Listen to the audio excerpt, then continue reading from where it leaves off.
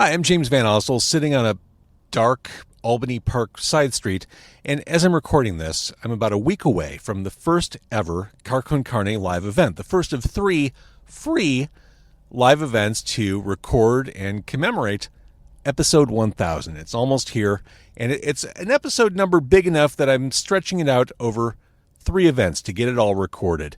The first one is happening in Woodridge at Skeleton Key. I love the beer, love the vibes, love the place. I'm recording on Thursday the 26th, starting at 7 p.m. AM Taxi, the Ooozin, Ahhhs, and the Black and Blue Hearts all performing acoustic sets and doing interviews, and comedian Mike Stricker will be joining on stage. I'll be talking with all of them. They're going to be performing. Hopefully you will be there drinking and just hanging out, being part of the broadcast. Again, first of 3 events. I'd love to see you there in Woodridge, Thursday the 26th. It's Car Con Carne. Let's eat in the car. It's Car Con Carne. And now here's the star of our show, James Van Osel.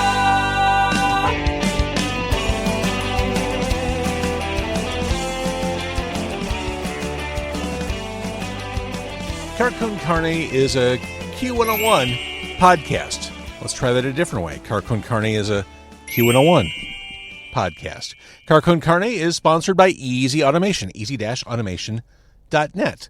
A smart home connects virtually all the technology in your home.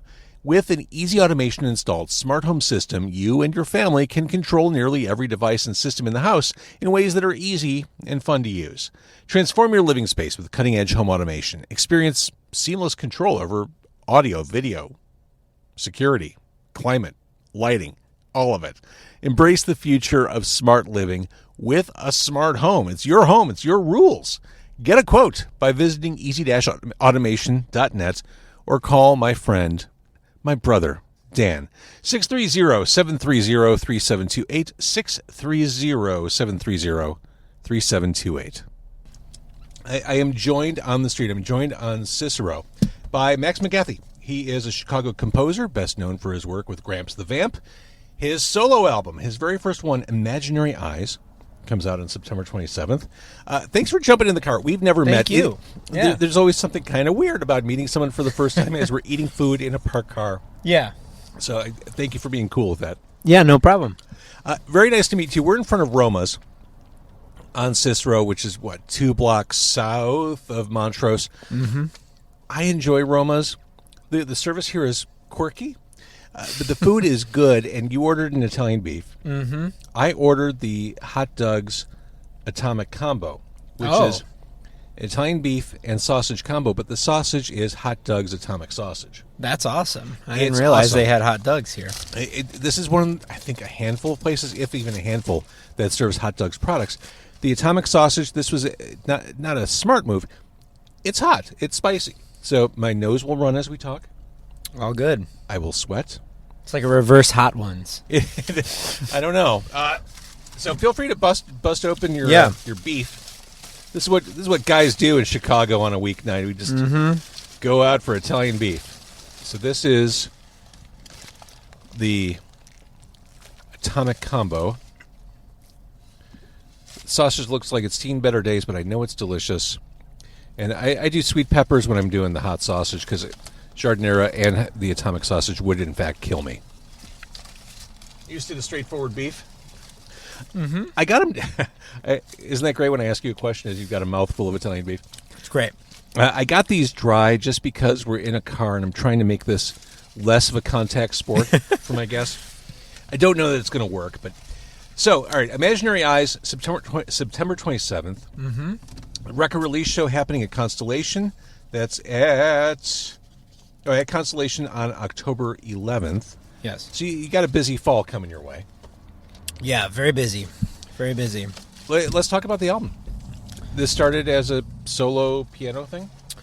Yeah. I was... I had just released the 3rd Gramps the Vamp album in 2020. Mm-hmm. The whole world was shut down. And I was just home alone with my piano, my upright piano that I had from childhood. which I'm lucky enough to I was have going to with say me. that's pretty cool. Yeah, it's great. It's felt like an old friend, especially during this time where, we were very isolated. The world was ending. I'm going to move this closer. But yeah, I was just playing every day. I mean, I had tons of time, and like most people, and was just playing piano. And with Gramps the Vamp, I usually do like electric keyboards, like Rhodes, Whirly, organs, and stuff like that. But I just started playing piano again, and it felt like it just felt so great and such a like callback to like how I grew up. Grew up as a piano player, and I hadn't really done that primarily for a really long time. And so, Had you intended at any point to stray from Gramps the Vamp? Or did this kind of like happen as like a happy accident? I didn't really know, actually, because at first I was like, how am I going to work this into Gramps the Vamp? And I was just thinking like what are the horns going to do? I'm writing all these string parts, I ended up, as it grew and as it became a bigger and bigger thing, and also just like the vibe of it. It's a lot like, there's a lot of darkness in Gramps, but Gramps is also kind of like, it's like a fun band. It's like a very, like danceable band. And this is like more moody, more jazz focused, more sometimes orchestral. And the vibe just seemed very much, very different. And I eventually was just like, a few members of Gramps the Vamp. I was writing all this music, not really thinking about not really trying to decide right away what I was going to do with all of it. Just kind of letting like my pen go. And eventually, like a few members because it was the pandemic, a few members of Gramps the Vamp moved away from Chicago, and Gramps the Vamp, still a band, but was a little more dormant. And I was like, well, this is an opportunity to like try something new. And it all kind of lined up for my own name. Yeah, I love it. So who did you end up working with on this? If the Gramps members moved, there's one guy who is a recent like the last 3-4 years Gramps the Vamp member, Wills McKenna, who plays flute and tenor sax on my record. But most of these people are people who haven't been associated with that band. Matt Smulligan on drums. I've got Justin Peterson on bass. I've got Sam Genualdi on guitar. And then I've got a whole string section of people that really I've just picked out of the classical scene here in Chicago, which is... Wait, let's stop there. Yeah. There's a classical scene. This is something, I mean, for people who might watch or listen on a regular basis, are probably more plugged into indie punk type scenes. Tell me about the classical scene, and then I want you to finish that thought. Well, I wouldn't call myself like a member of the classical scene. I'm not a... You're adjacent? I studied classical piano when I was growing up, but I'm a fan. I'm a fan of people who play in new music orchestras, like small ensembles that are making music by living composers, people who live here in Chicago and all around the world, really. And Chicago is definitely one of those premier places for like new classical music, kind of boundary pushing classical music. And so I've got names from through the grapevine of people who are here studying or doing gigs, and I've got 4 great players. Molly Reif on cello, Matthew Ronsky on viola, and then on violin, Brenna Krauge and Michael Nebeker. And the 4 of them have been a fantastic string section to play with, and they've really.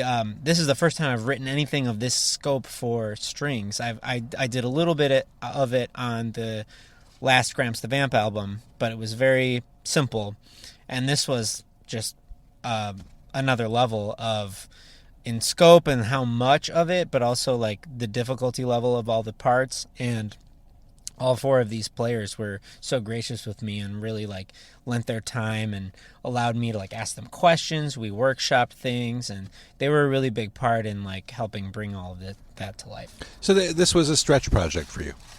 Absolutely. Yeah, I learned so much writing this music, arranging this music, getting this band together. It was stuff that I had never done before, and I wanted to work with people I had never worked with before, and I wanted to really expand my my horizons with this, and especially from that dark time in 2020 when we're, you know, just kind of sitting alone. It's like, yeah, I want to meet a bunch of new people. I want to play with a bunch of new people, and that's kind of like just naturally how it progressed. So I'll let you take a bite. The album is Imaginary Eyes. It's out on September 27th. Again, the release show happening at Constellation. Opener, Dark Canyon, that's happening on Friday, October 11th. You can nod or shake your head. How's the beef? It's good. Yeah. It's got a good flavor. It's sweet. Mm-hmm. Yeah. It is. Yeah. I like it. And, of course, we're in the glory days of Italian beef, thanks to television. Absolutely. Yeah, that's weird. Didn't see that coming. No, that's like our own thing, and all of a sudden, people coming in from town are asking, what's your favorite beef place? Mm-hmm. I keep coming back to this notion, and I'm sure you'll agree, that a good instrumental tells a story without words. Mm-hmm. Listening to these songs, I mean, this is like movie score stuff. Where do other than isolation, where do these ideas come from? Yeah, well, are you telling stories? I guess is the other question.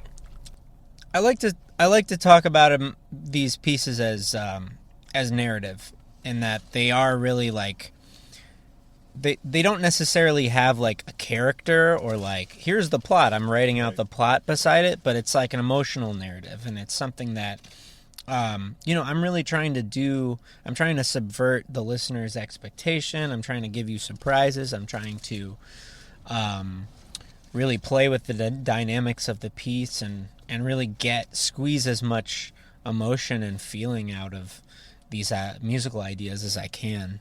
But I grew up in a movie-loving family, and I grew up watching a lot of classic films. My dad would always put on black and white films on Sundays, and we would just like kind of sit around watching movies, and it was like, you know, my sister ended up like studying film in school, and like it's just we're just a family that loves movies, and so I grew up with a lot of that, and I grew up with those sounds going through my ears all the time.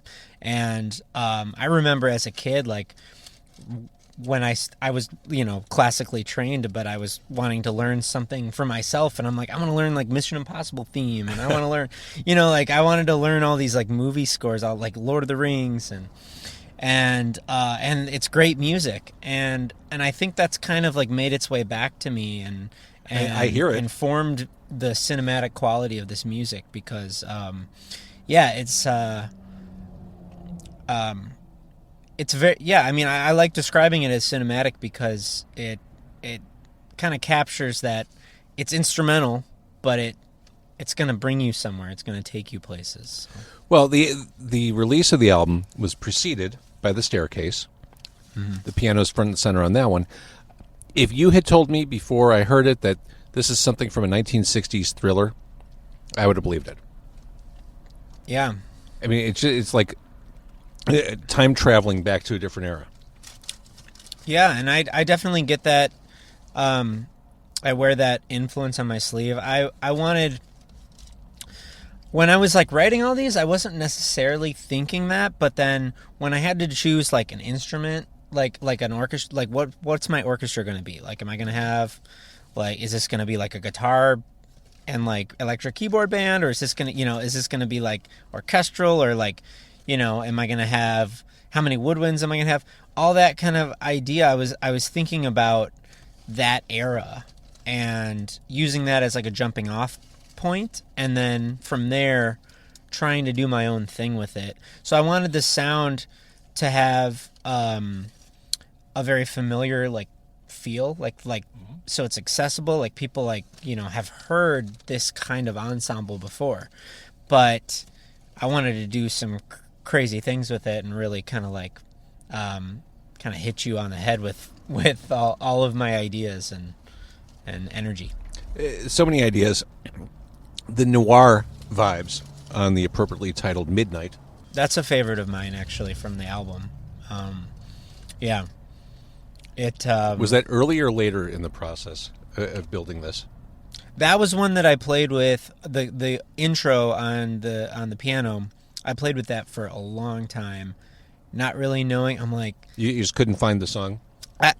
It's like I had that piano part, but I didn't know like what else, how to make it like a full piece. And I loved that piano part, and I was playing with it for a long time, like not knowing if it was going to be part of this project, if it would be something like Gramps, or if it would be something, I don't know, if it would be something to put lyrics to, and I didn't really know what it was going to be, but eventually, like, it kind of took on a more somber tone, and then it really, the noir kind of came out in that one, and I really there's this build section in it, which I've got the drummer, Matt, playing like kind of a break beat kind of thing, and it brings in a lot of energy. So there's this very like swing, it's like the swing jazz era, but like film noir kind of, but then it has like these other elements that like interrupt. Now, as we're recording this, the album comes out a week and a half from when we're recording this. The Veil is Thinnest was just released as a second single. When you're done eating Italian beef, and this is the hardest part of doing this podcast, is asking my guests questions and then realizing I'm the only one who has time to eat here. It really isn't fair. It's almost like a cruel prank. Talk to me about the second single. When you're done chewing. Yeah. Please chew your food. I don't want you to. Okay. The Veil is Thinnest.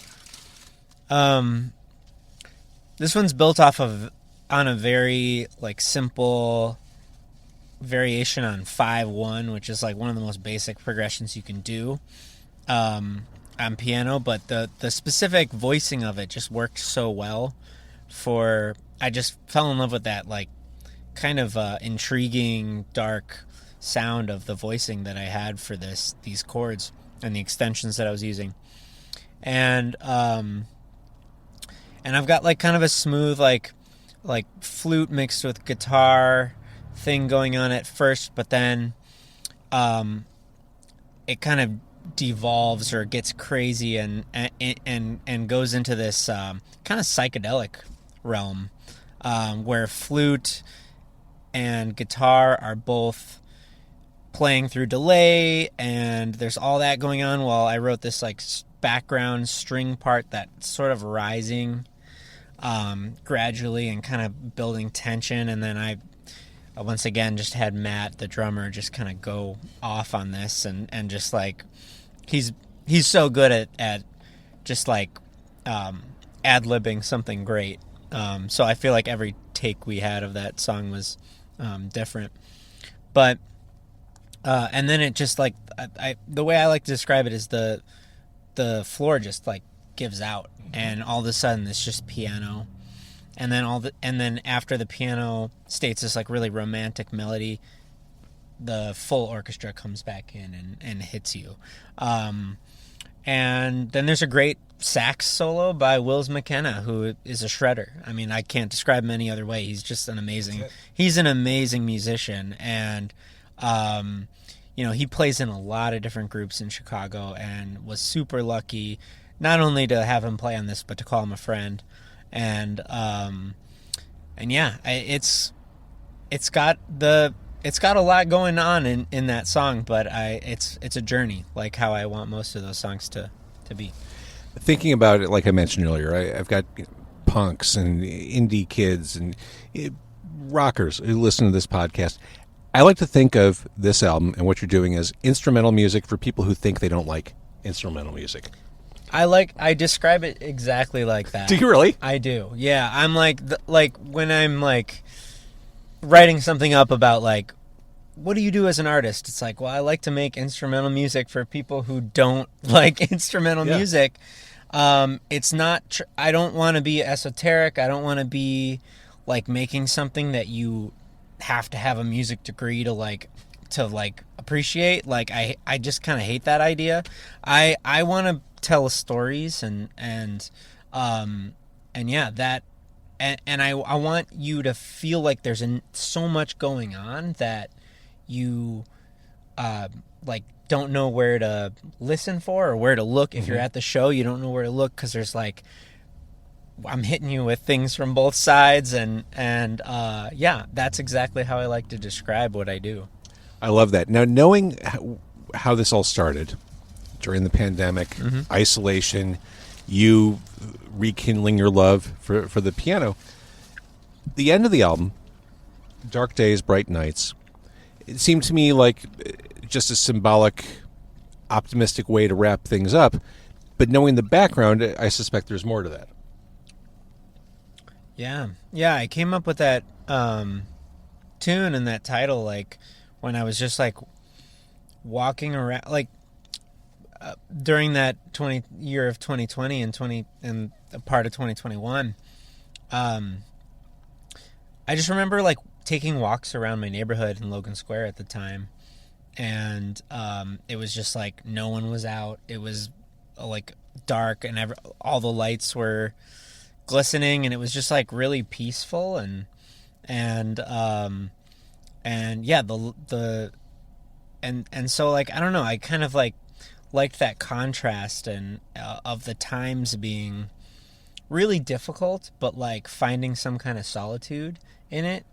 And I think that is another, I think in various ways each of these tunes can encapsulate the full album, but I think that concept of it being a really dark time but having something really beautiful come from it is a big one. And yeah, I actually, the ending, like you said, it kind of feels like it ends on a hopeful note, but the ending originally had like a dark ending, and it had like a really like at the beginning there's or various times throughout the track there's these like swells of strings, and it's really ominous, and then it kind of gives way and goes back to some more solos or some more music. And I had one of those swells, the most intense swell. It took a lot of self-control to cut that from the album, because I really loved that like 25-second bit of music, because I was literally like, when my string players were in the studio, I was like directing them like this, like go this way, go that way, and giving them all these crazy directions. And so it just sounds like cacophonous and beautiful. But something compelled me to just end it on this one piano note, this really bright kind of hopeful note. It just felt like a artistically like more fitting ending. I get that. So listening to you talk, you're having fun. Like, yeah. You're fired up as you talk about this stuff. I feel that. Going to let's talk about the other fun thing you do. Where does this leave Gramps the Vamp?